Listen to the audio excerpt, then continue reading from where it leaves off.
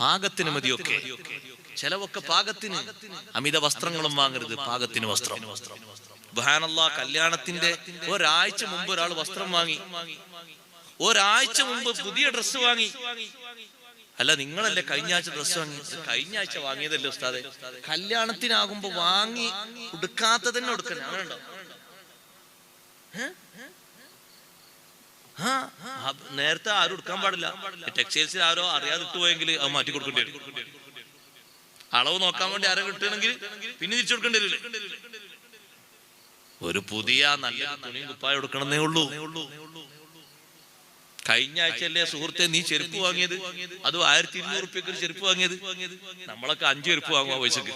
1200 റുപ്യക്ക് നീ ഒരു ചെരുപ്പ് വാങ്ങിയത് കഴിഞ്ഞ ആഴ്ചയല്ലേ? അത് നല്ലൊരു മുന്തിയ ചെരുപ്പ് തന്നെയല്ലേ വാങ്ങിയത്? ഇപ്പോഴും പുതിയാപ്പിള പോകുമ്പോ അതൊന്നും ഇടാതെ വേണമെങ്കിൽ അതിന്റെ പൊടിയൊക്കെ ഒന്ന് റെഡിയാക്കിയാൽ മതി, ഒരു കുഴപ്പമില്ല.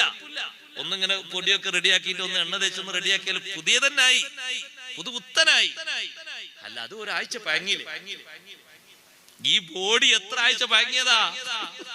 ഈ കാണുന്ന ബോഡി ദുനിയാവിൽ നിന്ന് എത്ര ആഴ്ച പഴങ്ങി? സഹോദരാ, ഇനിയും പഴക്കത്തിലേക്കല്ലേ ഇത് പോകാനുള്ളത്? പുതുമ വസ്ത്രം കൊണ്ടല്ല, ഇൽമു കൊണ്ടും ആത്മീയത കൊണ്ടുമാണ്. ഞാൻ എവിടുന്ന ആ വിഷയത്തിലേക്ക് വന്നത് എന്നറിയോ? ആ ചെറുപ്പക്കാരൻ വന്നപ്പോ ആഭരണങ്ങളും മറ്റുമൊക്കെ ഹലാലായത് ഒരുക്കിയിട്ട് ആ പെണ്ണ് നല്ല ഭംഗിയും നല്ല ചമൽക്കാരവും ഒരുക്കി, മുടിയൊക്കെ എണ്ണ തേച്ച് വൃത്തിയാക്കി, ഇല്ലിയാക്കി മുടഞ്ഞു റെഡിയാക്കി, തന്റെ പക്കലുള്ള നല്ല വസ്ത്രം ധരിച്ചു, അതേ മുഖത്തുള്ള വിഷയങ്ങളൊക്കെ റെഡിയാക്കി, നല്ല എണ്ണ തേച്ച് റെഡിയാക്കി, പറ്റുന്ന രൂപത്തിലുള്ള ഭംഗിയൊക്കെ സ്വീകരിച്ചു. കയ്യിന് നിറയെ മൈലാഞ്ചി ഇട്ടു, കാലിനും മൈലാഞ്ചി ഇട്ടു. വിവാഹിതർക്ക് മൈലാഞ്ചി ഇടൽ സുന്നത്താണ്. അതേ പുരുഷന്മാർക്ക് കയ്യിനും കാലിനും മൈലാഞ്ചി ഇടരുത്, അത് ഹറാമാണ്, കബീറത്താണ്. കല്യാണത്തിന്റെ അന്ന് നടുത്തളത്തില് മാത്രം ഹുവയുടെയും ഹിയയുടെയും പേരെഴുതിയിട്ട് റോട്ടിലൊക്കെ കാണുന്ന ചില ആരോമാർക്കൊക്കെ അങ്ങോട്ടും ഇങ്ങോട്ടും റെഡിയാക്കിയിട്ട്, ചില സിഗ്നൽ കാണാറില്ലേ റോട്ടിൽ വാഹനങ്ങൾക്ക് സിഗ്നൽ കൊടുക്കുന്നത്? അങ്ങനെ കുറെ സിഗ്നൽ കൂട്ടാരം ഇതിന്റെ നടുവിൽ വ്യത്യസ്ത ആരോമാർക്കൊക്കെ ഉണ്ടാക്കി. മലയാളത്തിലും അതുപോലെ തന്നെ ഉറുദുവിലും കന്നഡയിലും തമിഴിലും തെലുങ്കിലും ചില ഭാഷ കോഡ് ഭാഷ, ചില കോഡ് ഭാഷ മഹബത്തിന്റെ കോഡ് ഭാഷ ഒക്കെ എഴുതിയിട്ട് ഈ ഹറാമിന്റെ കയ്യുമായി, വൻകുറ്റം ചാർത്തിയ കയ്യുമായി നീ പുതിയ ആപ്പിള ഇറങ്ങല്ല, നിക്കാഹിന് വന്നേക്കല്ല. കയ്യിനും കാലിനും മൈലാഞ്ചി തേച്ച സ്വഹാബിയെ മുത്തുനബി തങ്ങളെ സംവിധത്തിൽ കൊണ്ടുവന്നപ്പോ ആ വിഷയത്തിന്റെ ഗൗരവവും ആ വിഷയത്തിന്റെ കാർക്കശ്യവും പാലിച്ച് സ്വഹാബിമാരെ കൂട്ടത്തിൽ നിന്നൊരാൾ എണീറ്റ് ചോദിച്ചില്ലേ, അല്ലാ അദ്രിബുനുഖഹു, പെരടി അങ്ങ് വെട്ടിയേക്കട്ടെ നബിയേ?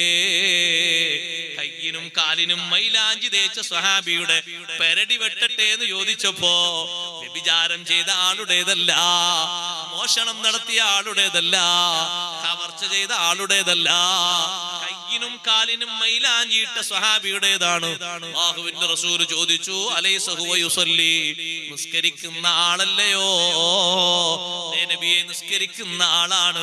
ഇന്നി നുഹീതു അൻ ഖത്ലിൽ മുസല്ലീൻ, നിസ്കരിക്കുന്നവരെ കൊല്ലാൻ പാടില്ല, അവർക്കൊരു ബഹുമാനമുണ്ട്. തൽക്കാലം മുത്തുനബി തങ്ങൾ ശിക്ഷ കൊടുത്തു. മദീനയിൽ നിന്ന് അന്നും ഇന്നും ആൾ താമസമില്ലാത്ത റബദത്ത് എന്ന് പറയുന്ന സ്ഥലത്തേക്ക് നാട് കടത്തിപ്പോയി, ബഹിഷ്കരണം ഏർപ്പെടുത്തിപ്പോയി. പുരുഷൻ മൈലാഞ്ചി ഇടേണ്ടത് നരച്ച താടിക്കും തലക്കുമാണ്, അത് സുന്നത്താണ്. അതേ സമയത്ത് നഖത്തിന് മൈലാഞ്ചി ഇടരുത്, ഒരു അരനഖത്തിന് പോലും ഇടരുത്, കയ്യിന്റെ നടുവിലും ഇടരുത്, കാലിന്റെ വല്ലിനും കാലിന്റെ നടുവിലും ഒന്നും ഇടരുത്. കയ്യിനും കാലിനും മൈലാഞ്ചി തേക്കണം. വിവാഹിതരായ സ്ത്രീകള്, വിവാഹത്തിന്റെ തലേന്ന് വിവാഹം ചെയ്യാത്ത പെണ്ണുങ്ങൾക്ക് 10,000 ഉറുപ്പിന്റെ മൈലാഞ്ചി കൂട്ടം കൊണ്ടുവന്നിട്ട് ആ പൈസ വെറുതെ കളയണ്ട, അത് വേറെ ഏതെങ്കിലും സുന്നത്തായ രൂപത്തിൽ ഉപയോഗിച്ചോ, അള്ളാഹിന്റെ അടുക്കൽ കൂലി കിട്ടും. എന്റെ മോൾ എന്നോട് പറഞ്ഞു കഴിഞ്ഞ പെരുന്നാക്ക്, എന്റെ മോള് ചെറിയ കുട്ടിയാണ്, LKG പഠിക്കുന്ന കുട്ടി, ഉപ്പ ഈ എന്താ പറയാ മൈലാഞ്ചി കൂടുന്നല്ലേ, ട്യൂബ് കിട്ടുന്ന ട്യൂബ് കൊണ്ടുവരണം. ഞാൻ പറഞ്ഞു, മോളെന്റെ ട്യൂബ് എന്തിനാ? ഇവിടെ നല്ല ലൈറ്റ് ഉണ്ടല്ലോ. അല്ല, ആ ട്യൂബല്ല, മൈലാഞ്ചി ട്യൂബാണ്. അത് തൽക്കാലം ഞാൻ കൊണ്ടുവരില്ല. അത് എന്നിൽ ഇത് പ്രതീക്ഷിക്കേണ്ടില്ല. നിനക്ക് നല്ല രണ്ട് നല്ല മിഠായി കൊണ്ടുവരാം, കഴിക്കാൻ പറ്റും. പെരുന്നാളല്ലേ, സന്തോഷത്തിന്റെ ഒരു മധുരം അത് കൊണ്ടുവരാം. പിന്നെ നിന്നെ മുടിക്കൂടെ കൊളുത്താൻ പറ്റിയ നല്ല 2 ക്ലിപ്പും കൊണ്ടുവരാം, അവരെ സന്തോഷിപ്പിക്കാൻ വേണ്ടിട്ട്. ഇത് ഞാൻ കൊണ്ടുവരാം. അത് എന്റെ പക്കത്ത് പ്രതീക്ഷിക്കും വേണ്ട. അതെന്താ ഉപ്പ മൈലാഞ്ചിട്ട് എന്താ കുഴപ്പം? അല്ല, അത് നിനക്കിടാൻ പാടില്ല. വിവാഹിതരല്ലാത്ത പെൺകുട്ടികൾ മൈലാഞ്ചി ഇടുന്നത് കറാഹത്താണ്.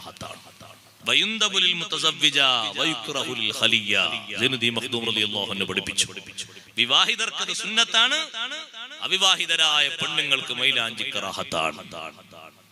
പുരുഷന്മാർക്ക് തീരെ പാടില്ല.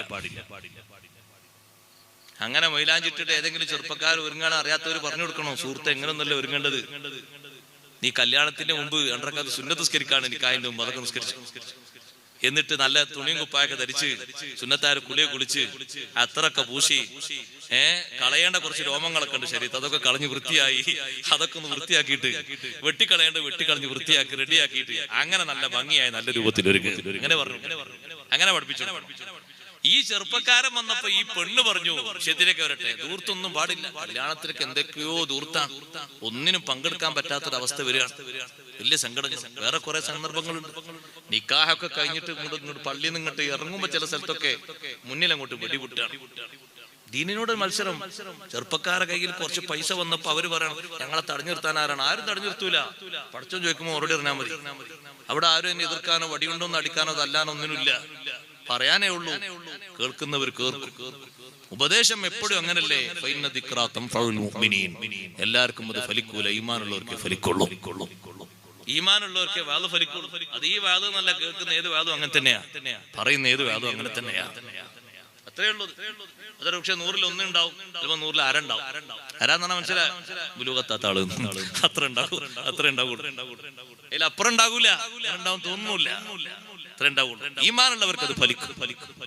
ദൂർത്തും ആർഭാടത്തിൽ ഒറ്റ സംഖ്യ ചെലവഴിച്ചതിന്റെ പേരിൽ അള്ളാഹുവിന്റെ മുന്നിൽ തലകണിക്കേണ്ട കൈകടിക്കേണ്ട ഒരു അവസ്ഥ ഒരു ഉപ്പക്കുണ്ടാകരുത്. ഇസ്രാഫിലായിട്ട് പണം ചെലവഴിക്കുകയാണെങ്കിൽ നല്ല മാർഗത്തിൽ മാത്രം ചെലവഴിക്കണം. നല്ല മാർഗത്തിലൂടെ സംഭരിക്കണം, നല്ല മാർഗത്തിലൂടെ ചെലവഴിക്കണം.